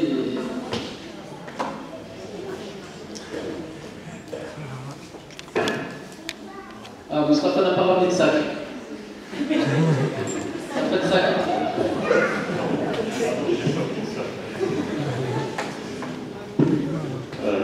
Bonsoir tout le monde. Alors, très rapidement, moi je suis engagé depuis 2 ans au soutien scolaire qui s'organise dans l'entrée du plaisir. J'avais rejoint une personne malheureusement qui n'a pas pu se libérer pour être avec nous ce soir. Pourquoi cet engagement? Tout simplement, je ne sais pas si c'est simple, parce que je constate tout simplement que nous passons beaucoup de temps à aller chercher les ressources qui permettent à la famille de vivre, tout simplement, de pouvoir s'épanouir. Nous passons beaucoup de temps, nous consacrons également beaucoup de temps à nos enfants, et malheureusement, pour sortir de cet entre-soi, simplement, parce que la réussite n'était pas seulement familiale, c'est bien de voir ces enfants réussir, et je ne pense pas que ça sert à quelque chose parce qu'ils réussissent dans une société qui ne prennent pas la même voie que celle qu'on souhaiterait que ces enfants prennent. Donc c'est la raison pour laquelle, tout simplement, que je me suis engagé au sein de la mosquée pour soutenir du peu de temps, pour donner du peu de temps qui reste, on dégage du temps pour les consacrer à d'autres jeunes, pour les aider, comme on le fait avec nos enfants, à grandir, à ce que je fais dans la mosquée, à donner de la considération à leur travail. Moi, j'interviens uniquement à ce niveau-là, l'importance de la connaissance, du travail, Et j'essaye de leur faire comprendre ces valeurs-là. Je dirais tout simplement que les cours le temps que je leur consacre, c'est un prétexte pour qu'ils comprennent, j'espère qu'ils arrivent à le comprendre. C'est la valeur travail, l'importance du travail d'abord, et l'importance de la connaissance également. Donc j'insiste beaucoup je consacre beaucoup de temps à la lecture. Il y en a qui le font, qui consacrent beaucoup de lecture malheureusement à des sujets peut-être qu'ils ne maîtrisent pas, beaucoup de science-fiction, pour ne pas les citer, qui sont consacrent très peu de temps à l'histoire, à la géographie, à la littérature tout simplement, et qui sortent directement des sujets qui malheureusement qui ne maîtrisent absolument pas du tout, et que la société, en tout cas aujourd'hui, leur fait croire qu'ils le maîtrisent malheureusement. J'essaye en tout cas du peu de temps que j'ai, d'essayer de les sentir l'importance de toutes ces choses-là. L'importance du travail, l'importance de la connaissance, de la lecture notamment, de découvrir des sujets qui peuvent les aider à grandir, à découvrir d'autres choses que l'environnement malheureusement très limité dans lequel aujourd'hui ils se perdent. Les jeux vidéo, malheureusement les choses bien sûr qui peuvent être importantes, intéressantes, mais dès lors qu'on a décidé d'asseoir une certaine base de connaissances ou d'ouverture tout simplement. Et malheureusement, aujourd'hui, je vois malheureusement des jeunes très renfermés sur eux-mêmes et qui consacrent tout leur temps à muscler leur pouce. Et je pense qu'ils ont besoin, surtout à leur âge, à muscler aussi beaucoup leur esprit. Et j'essaie de participer, en tout cas de leur faire sentir l'importance de ces choses. Mustapha, comment tu vis ça? Excuse-moi Nathalie, juste pour ce ne sont pas tes enfants. Tu travailles toute la semaine, j'en connais, tu as une famille, tu as des enfants, tu travailles au Mans, je pense, à Angers, pas au Mans. Donc tu te déplaces, je te vois tout le week-end avec nous. Comment tu vis ça? Comment tu le vis intérieurement? Est-ce que c'est cette envie de donner ou d'apprendre à nos enfants, de leur faire comprendre comment toi tu le vis intérieurement? Et est-ce que les enfants, je pense, les élèves, il y en a qui sont là, comment ils vivent cela? Est-ce qu'ils le voient comme parce que sachant que tu n'es pas rémunéré, donc c'est vraiment dans un cadre volontaire. Et bien sûr, ta femme qui est présente là, pauvre, et qui souffre de cette absence, je ne vais pas te créer de problème, hein, j'espère. Tu viens de loin, tout le monde t'attend, tes enfants t'attendent le vendredi soir et le samedi soir, le peu de temps que tu veux passer. Comment tu veux, est-ce que si tu peux nous exercer ça? Est-ce que c'est juste l'amour des études, ou est-ce que c'est l'amour des études, est-ce que des valeurs que tu as envie de transmettre, et que tu as vu que ça manque, c'est quoi qui te pose vraiment? Moi, je voulais tout simplement parce que je trouve qu'on consacre beaucoup de temps dans notre vie à faire des choses qui sont très intéressées matériellement. Et c'est les seuls moments où je peux faire une chose en me disant que je fais quelque chose pour la collectivité. Voilà, c'est ça que je veux dire. Je fais quelque chose pour la collectivité. Nous passons beaucoup de temps, vous le disiez tout à l'heure, que malheureusement la société aujourd'hui nous dit tout et son contraire. On parle tout le temps de compétitivité et on ne voudrait pas que nos enfants soient en compétition à l'école. On parle beaucoup de l'importance de la lecture et on n'arrête pas d'exposer nos enfants à plein de choses qui leur détournent et qui les détournent complètement de cette préoccupation que je considère évidemment noble. Alors, moi, c'est vraiment le seul moment où je peux dire que je peux consacrer quelque chose, consacrer en tout cas du temps sans pour autant attendre en retour quelque chose. Le seul retour que je peux avoir, c'est oui, je me sens très bien lorsque je suis avec ces jeunes-là. C'est des moments tout à fait exceptionnels. Et Et non, je fais tout. Malheureusement, je pense qu'elle effectivement, elle en souffre beaucoup. Je ne veux pas être en retard lorsque j'y vais, et je veux consacrer tout le temps que j'ai prévu durant le week-end à ces jeunes-là, parce que c'est un plaisir d'être avec eux. Et c'est des jeunes aussi qui sont très très méritants, c'est des jeunes qui consacrent hors de leur cours pratiquement 6 heures de temps durant le week-end, donc c'est extrêmement conséquent, autant du temps qu'ils peuvent consacrer au Coran, parce que c'est des jeunes qui sont inscrits aussi au cours de Coran, qui se déroule le samedi de 9h jusqu'à 17h, et ils enchaînent tout de suite après de 18h jusqu'à 21h30. Donc c'est vrai que il faut vraiment en vouloir pour se donner tout ce temps-là. Mais je pense qu'il le vit très bien.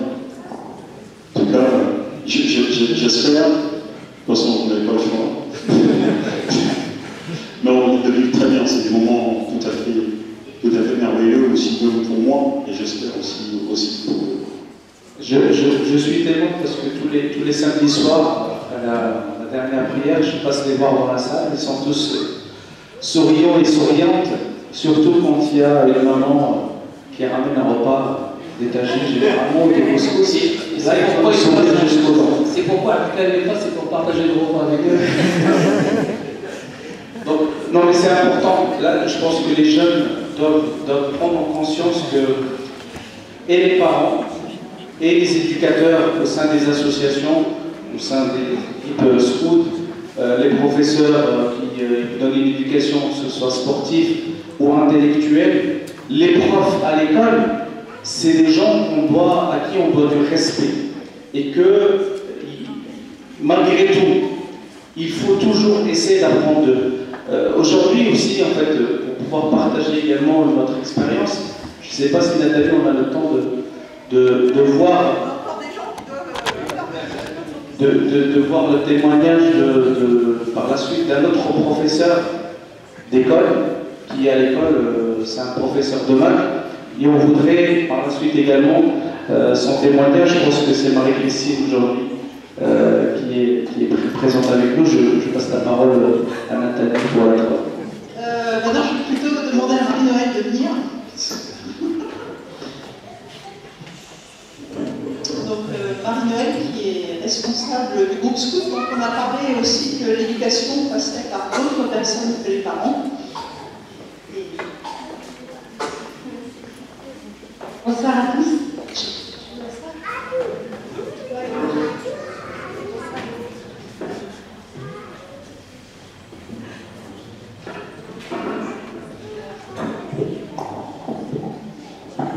Vous m'entendez?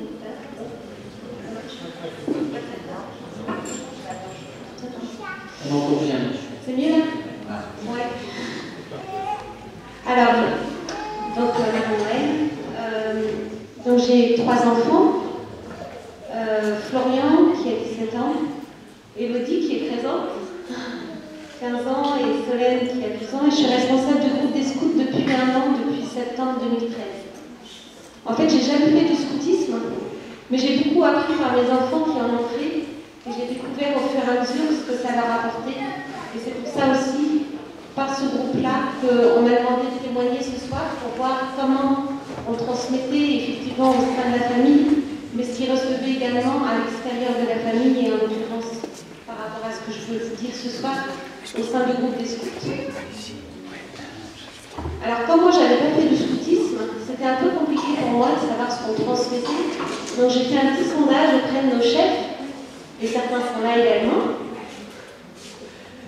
Et je leur ai demandé qu'est-ce que vous pensez que vous transmettez aux jeunes. Alors ils étaient un peu embêtés parce qu'ils savaient ce qu'ils voulaient transmettre, mais ils n'étaient pas forcément sûrs de ce qui était reçu par les jeunes, ce qui n'est pas toujours évident. Néanmoins, leurs témoignages étaient tous tournés systématiquement autour des valeurs dont on a parlé tout à l'heure, les valeurs universelles qui sont aussi des valeurs du scoutisme. Donc c'était de ça dont je voulais parler surtout. Le respect des autres et la solidarité. Donc nos activités, on fait beaucoup de jeux, on fait beaucoup de choses ensemble, mais on essaye beaucoup de mettre en avant la notion de service. Donc, nos activités peuvent être tournées, par exemple, j'ai quelques exemples, ce qu'ont fait nos compagnons cet été quand ils sont partis en Inde, et qui pendant 3 semaines ont consacré leur temps à des enfants dans des écoles, des enfants en difficulté. Nos pios qui sont présents ce soir, qui passent du temps pour donner de l'aide à la paroisse, ils ont comme objectif d'aller dans les maisons de retraite, ils ont comme objectif d'aller dans des hôpitaux pour les aider, pour rencontrer les patients. Mais également des services de tous les jours qu'on apprend aux plus jeunes, comme faire la vaisselle dans les camps, comme se lever plus tôt pour préparer le petit déjeuner alors que tout le monde dort, ou ranger, nettoyer le local à la fin de la journée. Et c'est pas toujours évident au départ. On a quelques réflexions d'enfants qui nous disent mais pourquoi c'est à nous de faire ça, on n'a pas payé pour ça. Et ben voilà, petit à petit, ils avancent. Et grâce à ce qu'on a pu leur transmettre et ce qu'on leur apprend au fur et à mesure, ils comprennent que ça fait partie de ce qu'on veut leur apporter, ça fait partie du rôle qu'ils doivent avoir. Et dans le même sens, on leur apprend petit à petit l'autonomie, on leur donne des responsabilités. Chacun a son rôle, chacun est reconnu en fonction de ses propres compétences. Il y en a qui sont chefs d'équipe et qui doivent s'assurer que tout le monde a sa place. Il y en a qui s'occupent de l'intendance, qui s'occupent des menus. Alors on espère qu'elle a un bon goût, parce que tout le monde mange derrière. Il y en a qui s'occupent de l'animation, qui préparent des jeux. Chacun a sa place, chacun a son rôle et chacun est reconnu en fonction de ses capacités. Et je pense que ça fait partie des éléments importants. Le respect de la nature et de l'environnement. Donc ça c'est un élément clé aussi pour les scouts. Être alpe, je ne sais pas si vous connaissez. Habiter autrement la planète, respecter, ne pas jeter des saletés par terre. On a fait le nettoyage l'été dernier de l'étang du bois de la Crâne pour leur montrer tout ce qui traînait et leur montrer voilà, comment il fallait se comporter, mettre ça dans les poubelles. C'est un exemple, mais ça fait partie de la transmission. La vie extérieure également, on apprend beaucoup de choses. Moi j'ai appris beaucoup de ce qu'on pouvait faire par exemple avec un peu de bois, un peu de ficelle. Et avec ça, ils nous construisent plein de choses. Des tables, des bancs, ils nous font un vaisselier, ils nous font les toilettes, ils nous font un balcon, ils nous font... voilà. C'est assez extraordinaire. Je ne sais pas faire, hein. Ne me demandez pas, mais eux ils savent, donc vous pouvez aller les voir. Et le dernier point, je vous fais les temps spi. Les temps spi, c'est important. C'est des moments de discussion autour d'un thème, autour d'un texte, autour d'une parole de la Bible. C'est un moment d'échange, c'est un moment où on est là pour apprendre à s'écouter, à échanger, à exprimer des points de vue, à argumenter, toujours sans s'opposer, en acceptant l'opinion des autres, qui n'est pas forcément la même que la nôtre.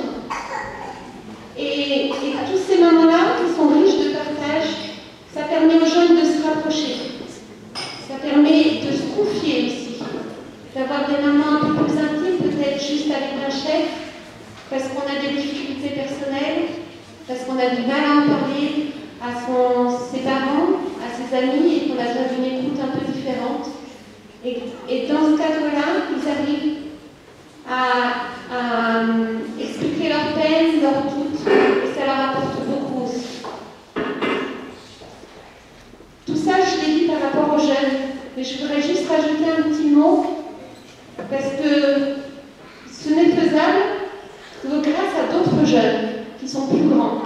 Les scouts, c'est l'éducation des jeunes par les jeunes, et ces autres jeunes, ce sont les chefs qui transmettent, mais qui ont reçu aussi, et qui progressent, qui évoluent.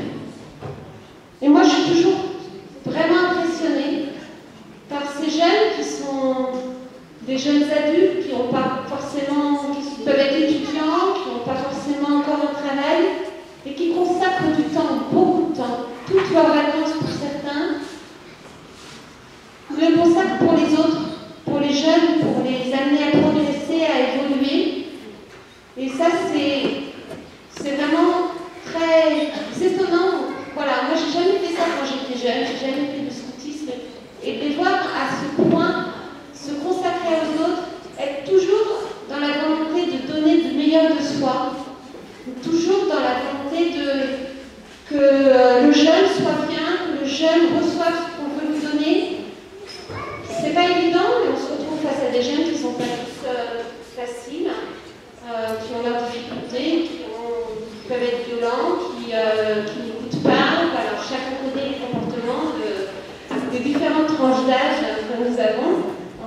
l'adolescence, hein, et bien, malgré toutes ces difficultés, ils continuent. Ils se mettent en doute, ils se posent des questions, et petit à petit, et ben, ça marche. Et on voit ces jeunes progresser grâce à eux, qui également sont amenés par cette transmission à évoluer par eux-mêmes. Ils sont plus à l'aise, ils arrivent mieux à s'exprimer, à se présenter, à être en groupe. Et tout ça face aussi aux difficultés qu'ils peuvent avoir entre eux. Ils se retrouvent dans leur maîtrise, entre chefs. Ils n'ont pas forcément tous les mêmes opinions, la même façon de voir les choses. Par la discussion, par l'échange, par le partage, et bien ils arrivent à construire quelque chose tous ensemble. Mon dernier petit mot pour dire que nous, les adultes, au milieu de tout ça, on est surtout là pour les soutenir et pour les aider. On assiste à toute cette progression individuelle ou de groupe, du jeune, de l'enfant, du jeune, du chef, qui se prépare à rentrer dans la vie adulte, à préparer sa carrière. Tout ça grâce à des bases solides autour des valeurs universelles qu'on transmet effectivement au sein de la famille, mais également en dehors par cette activité de scoutisme, par exemple. Il y a d'autres solutions, bien sûr. Et grâce à ce groupe, je pense que dans plusieurs années, ils resteront toujours fiers d'avoir été scouts. De la même façon que moi, je suis très fière de pouvoir les accompagner là-dedans, dans cette aventure. Voilà. Merci.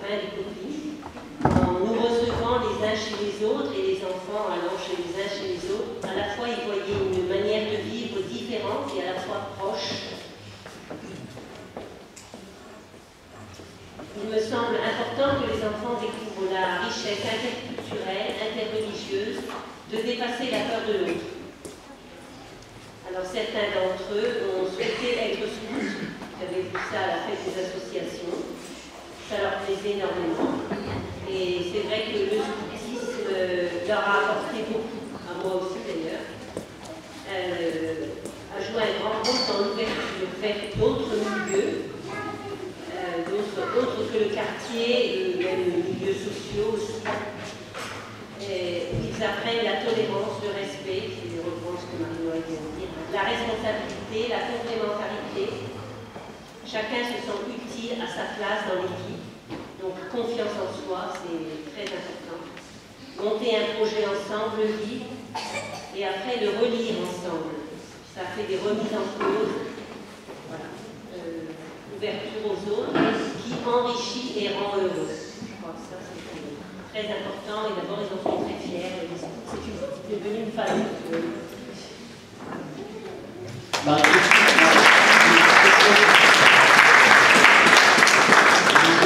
Le parti Marie-Christine, c'est la première fois qu'on a réussi à me faire parler. En fait, c'est une partie intégrante de toutes nos rencontres et ça a été le moteur et le catalyseur de ces rencontres. Si on est là ce soir, c'est grâce à Dieu, puis aux efforts de Marie-Christine qu'elle a fait et qu'elle a commencé depuis. Des choses considérables que j'ai vues, Marie-Christine, des choses extraordinaires que j'ai vues moi-même. Je vous ai rencontré un jour, le jour de Gride, en ramenant, je pense que le jeune Amar, c'est ça Amar. Oui. Le ramener à la mosquée pour faire la prière avec les musulmans dans la mosquée. Ça, c'est extraordinaire. En faisant ça, et en voyant, j'essaie toujours de lire un petit peu, de voir, c'est la même question que j'ai posée à Moustapha, comment vous vivez ça intérieurement? Est-ce que c'est le spirituel qui vous pousse à le faire? Est-ce que c'est seulement... c'est-à-dire quel est le point clé qui vous pousse à respecter, à ce bon respect, même dans le repas, on en a parlé, c'est-à-dire c'est vraiment une chose qui est admirable de voir le respect à donner à son enfant et si j'ai ramené Omar à la mosquée, donc Omar qui est le garçon de la fratrie, c'est parce que je me disais, si cet enfant, et d'abord je lui ai dit, il le sait très bien, et ils le savent tous, s'il avait vécu avec son papa, si ça lui avait été donné, que son papa vive encore, parce que malheureusement il est décédé, mais s'il avait vécu avec son papa l'aurait ramené à la mosquée, parce que son papa, tant qu'il a pu, il a fait Ramadan, comme la maman, qui vit encore, mais tant qu'elle était en bonne santé, elle a fait Ramadan. Et donc c'est des gens qui avaient leur foi, comme ils pouvaient, avec leur... Voilà ce qu'ils étaient, simplement, mais profondément, avec beaucoup de respect. Et pour moi, c'était naturel, et je pense vraiment que Dieu, c'est ce qu'il nous demande, c'est d'être respectueux de ce qu'ils sont, et qu'ils aient la connaissance, et je dis un peu, si on ne leur dit pas d'où ils viennent et qui ils sont, après ils choisissent. Moi, ça m'est égal si demain, ils mangent du porc, par exemple, ils boivent de l'alcool, ils disent je ne veux plus être musulman ou je veux changer de religion. Et donc, maintenant, ils sont adultes. Et alors, on peut discuter avec eux, on peut les accompagner, et je ne vais pas leur dire non, c'est mal ce que tu fais. Mais voilà, il fallait qu'ils sachent. Et je remplaçais un peu l'éducatrice, c'est celle qui éduque, parce que les parents ne pouvaient pas le faire, ils étaient dans l'impossibilité. Donc voilà, pour moi c'était ça. Et donc j'ai rencontré des voisins qui ont accepté, là pour Omar, c'était de pas nommer M. Béralon parce qu'il a un fils qui avait un an de différence avec Omar, et on est très proches comme famille, et voilà, qui pouvait lui montrer, moi je ne pouvais pas le faire, puis d'autres aussi. Iba aussi, qui a été aussi important, voilà, des personnes où j'avais confiance et qui pouvaient y apprendre que moi je ne pouvais pas.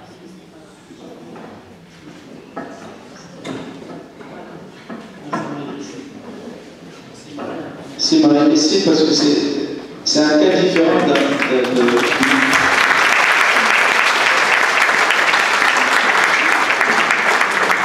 c'est un courage d'élever et d'éduquer les enfants qui ne sont pas les siens et en même temps de leur laisser la liberté de leur religion d'origine. Donc ça c'est beau et formidable. Toutes nos félicitations à Marie-Christine. Donc il y a un témoignage d'un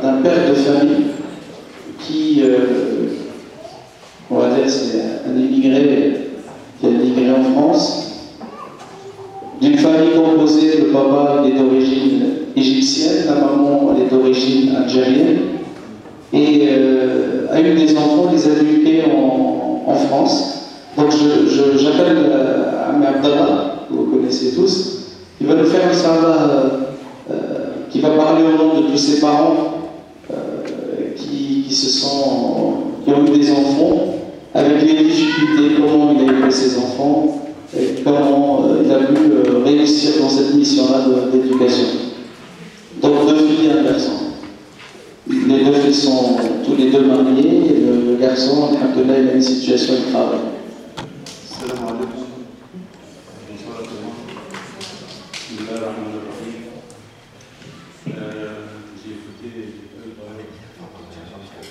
J'ai écouté des belles paroles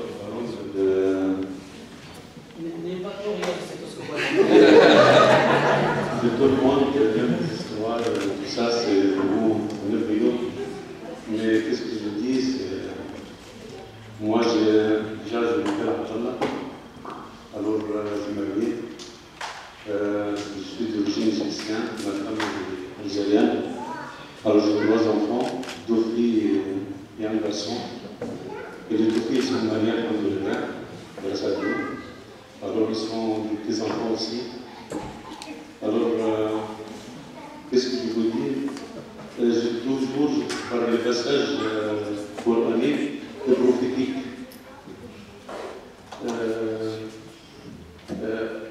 Allah subhanahu wa ta'ala parle beaucoup dans le Coran sur l'amour. Et le prophète alayhi salatu wa salam parle beaucoup sur l'amour aussi. Alors, moi je trouve le point essentiel de les familles, c'est l'amour. L'amour entre les parents et entre les parents et les enfants. Il faut partager, il faut bien dire aux enfants, je vous aime. C'est très important parce qu'une fois j'ai passé dans un magasin, alors je dis à ma fille, je t'aime. Je dis beaucoup à mes enfants, je t'aime, de l'arabe. Alors il y a quelqu'un qui est vraiment choqué. Vraiment choqué. Il a dit, qu'est-ce que vous dites? Moi, je n'ai jamais entendu cette parole dans ma famille. Même une autre fois, j'embrasse ma fille devant d'autres familles. Alors, la famille était choquée aussi, parce que j'embrasse mes enfants. Alors, chez eux, ça ne passe pas. Alors, c'est des mots étranges, c'est des gestes étranges. Alors, je trouve que c'est très, très important. C'est un primordial, c'est de donner l'amour. Aussi, on partage l'amour dans la famille, à l'intérieur de la famille, à l'extérieur de la famille aussi. Je trouve, quand je dis, je t'aime mon Dieu, Allah subhanahu wa ta'ala dit, le Rasul alayhi salatu wa salam dit, il y a 2 personnes qu'Allah subhanahu wa ta'ala le protège ou l'embrasse le jour dernier. Ces 2 hommes sont aimés pour Allah, au sentier d'Allah. Alors c'est l'amour, c'est très important. Ici c'est l'amour, il est partagé autour de nous aujourd'hui, on n'a pas de problème. Ou on peut résoudre beaucoup de problèmes. Je parle de la famille, je parle de moi-même, alors j'essaie de faire des actes devant mes enfants sans parler. C'est vrai, je parle avec eux, mais j'ai fait beaucoup d'actes sans parler. Alors, pratiquer le comportement, et ça c'est le meilleur appel, le meilleur prêche, le prêche au silence. Je trouve, ça c'est aussi des choses très importantes. Des fois on parle beaucoup, et ça sert à rien. Mais si on fait un geste, vraiment, ça sert à beaucoup. Et des fois, j'ai marché une grande distance, il y a une feuille de ma main, je ne jette pas dans la terre, par terre. J'ai appris comme ça, j'ai appris de mon enfance, je jette dans l'endroit qu'il faut jeter. Alors, si mon enfant regarde ça, alors lui aussi, il va faire la même chose.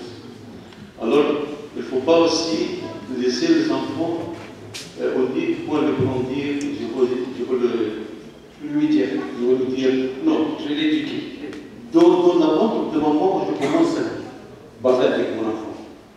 Dans le ventre de maman, avant la naissance, je commence à parler avec mon enfant. Alors il faut, ça c'est très important. Le Rasul alayhi salatu wa salam, l'élection et celle sur lui, le prophète Mohammed, il a dit khayrukum khayrukum li ahli. Wa ana khayrukum li ahli. C'est-à-dire, il a dit, je suis le meilleur parmi vous, c'est le meilleur avec sa famille. Et sa famille, sa femme, ses enfants. Alors il a dit, c'est moi le meilleur pour sa famille. Alors, on essaye, il y a beaucoup de choses que je peux dire, mais le temps, mais je veux dire aussi, les enfants, il ne faut pas laisser le matériel qui occupe les enfants. Il faut nous, parents, nous donner de temps pour nos enfants. Reste avec nos enfants. Il ne faut pas laisser l'Internet, la télé et tout ça. C'est vrai, c'est un moyen, mais ce n'est pas tout. Si les parents, il faut le temps. Parce que si le matériel commence à éduquer nos enfants, alors le résultat, qu'est-ce qu'on voit dans le monde entier? C'est le résultat catastrophique. Alors il faut que nous-mêmes, nous éduquions les enfants. Alors il faut qu'on donne un bon temps avec les enfants, on parle avec eux, on partage avec eux. Et avec mes enfants, toujours, je dis il faut les aider contre eux. Et ça, il ne faut pas faire les différences avec les enfants. Je dis toujours partager des choses entre vous. Alors, et comme ça sort à l'extérieur. Il faut aimer les autres aussi, il faut partager avec les autres. Il ne faut pas être égoïste. Alors ça c'est que le prophète alayhi salam, je dis toujours le prophète alayhi salam, je dis Dieu subhanahu wa ta'ala toujours, parce qu'il faut, comme le dit le frère, alors il faut une relation avec Allah. S'il n'y a pas de religion, on n'a rien. Il n'y a pas de vie. C'est la religion qui tient encore cette terre. S'il n'y a pas de religion, il n'y a rien du tout. La vie va être très très courte. Alors il faut, j'ai dit, il faut soutenir toujours la religion. C'est très très important. Il ne faut pas penser que la religion c'est une prière et un jour et c'est fini. Malheureusement, beaucoup de monde pense que la religion c'est de la mosquée, de l'église, après au soir on fait tout ce qu'on veut. C'est faux. Alors la religion, et puis, comme Allah subhanahu wa ta'ala a dit dans les versets coraniques, elle a dit Inna as-salata tanha 'anil fahsha'i wal munkar. Les prières, l'interdisent sur tous les mal. Alors si aujourd'hui on fait les prières, on fait le mal, alors les prières ne vont pas faire. Parce que le prophète alayhi salatu wa sallam il a dit Man tantihi salatihi 'anil fahsha'i fala salata lahu. C'est lui qui dit ces prières, il n'interdit pas de faire le mal, alors les prières, il est mieux. Alors il ne faut pas. La religion c'est la vie. Si on dit il n'y a pas de religion, alors de l'autre côté, égale rien. Alors il faut bien attacher aux religions parce que c'est la loi d'Allah, c'est la loi de Dieu. Alors aujourd'hui, on respecte beaucoup de lois, avec volontaire ou non volontaire, avec notre choix ou malgré nous. Marche comme ça, je marche comme ça. Si tu ne marches pas, alors obligé de marcher, sinon un amendement. Alors, et ça c'est la loi de l'homme. Et si la loi d'Allah, la loi de mettre de l'univers, et c'est pour notre bien, c'est pas parce qu'on n'ajoute rien pour Dieu, c'est nous qui avons besoin de Dieu. Dieu n'a pas besoin de nous. Je laisse. Merci.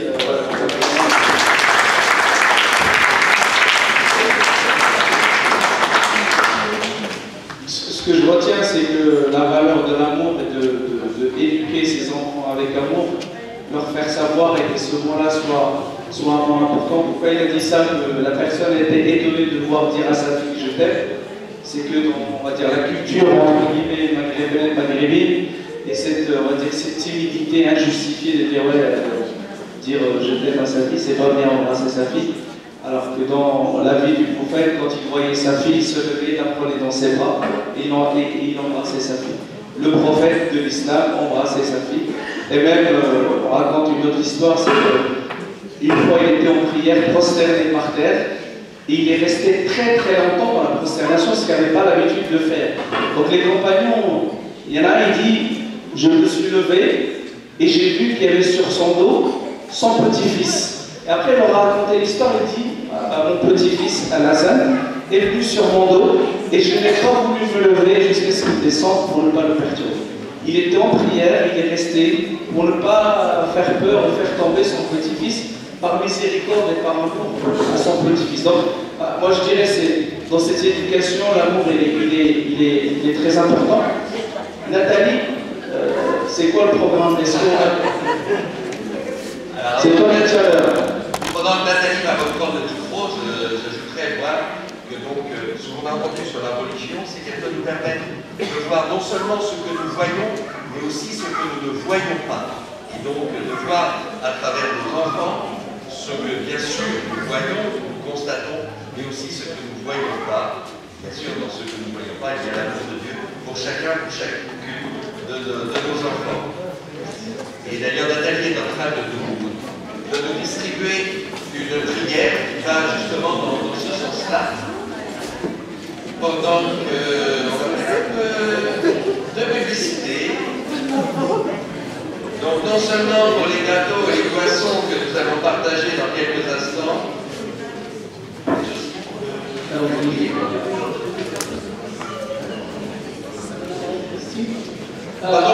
apparemment ce soir il y a des calendriers, donc Marie-Christine va vous parler des calendriers, elle va vous dire où est-ce qu'elle va cet argent. Donc je pense qu'il n'y aura pas ni gâteau ni thé avant de finir la vente des calendriers. Les jeunes scouts vont vous proposer des calendriers de la paix. Ça fait quand même quelques années qu'on le demande, je crois la 6e année, où donc il y a les fêtes des droits religieux. Et alors l'argent, ça s'en va dans une association, les enfants des Oliviers, qui aident des orphelinats en Palestine, où sont élevés des enfants musulmans et chrétiens. Ça, c'est une première chose. Et puis la deuxième chose, après vous aurez d'autres informations, mais on continue les collectes pour les Restos du Cœur. Donc la première, ça sera à Lidl le 24 janvier 2015, de 9h à 19h. Et la deuxième, ce sera le 21 mars à Saint-Louis, de 9h à 19h. Je vous explique pourquoi il y a tant de différence entre les deux dates. C'est à la demande des Restos du Cœur, parce que la deuxième collecte permet aux restos de rester ouverts pendant l'intercampagne, où nous avons quand même pas mal de gens qui sont logés ici par le 115 à l'hôtel première classe. Il y a tout le rez-de-chaussée, une partie du premier étage, ce ne sont que des gens du 115. Et si les restos restent ouverts en intercampagne une fois par semaine pour ces personnes-là, parce que ces personnes-là, il y en a beaucoup qui n'ont aucune ressource. Certains arrivent un petit peu à faire du travail au noir, d'autres même pas, parce qu'ils ne savent pas le français, ils n'ont aucune connaissance, et sinon, voilà, ils auraient faim à notre porte. Voilà. Donc, merci.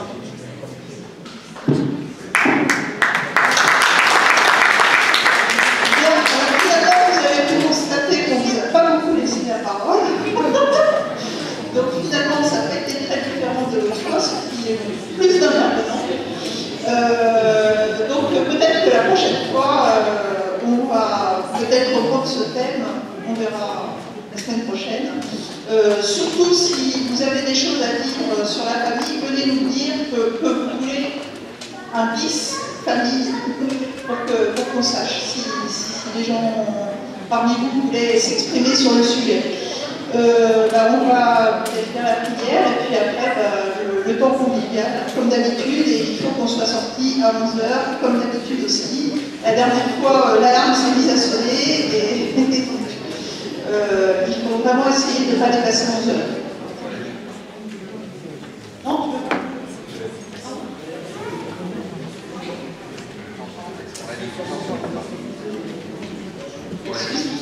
Est-ce qu'on l'a dit?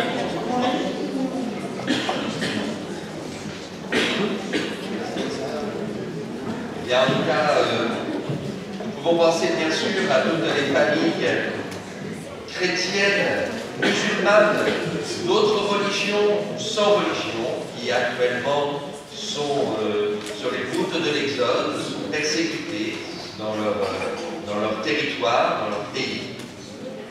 Et les uns et les autres témoignent de l'importance de la famille pour ceux qui le vivent. Alors cette prière va effectivement dans ce sens. Seigneur, bénis nos familles.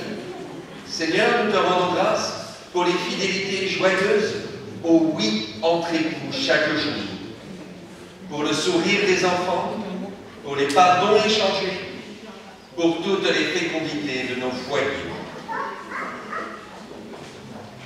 Seigneur, nous te supplions pour ceux et celles qui sont blessés, dans l'amour qu'ils avaient engagé, pour les jeunes qui cherchent sans trouver et qui ont peur de l'avenir, pour les parents âgés délaissés.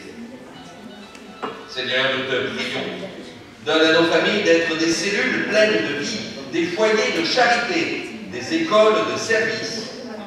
Donne à nos familles de témoigner dans la société d'aujourd'hui de la bonne nouvelle, de l'amour vrai. Merci de tout ce que vous transmettez. Et n'oubliez pas d'acheter des passoires.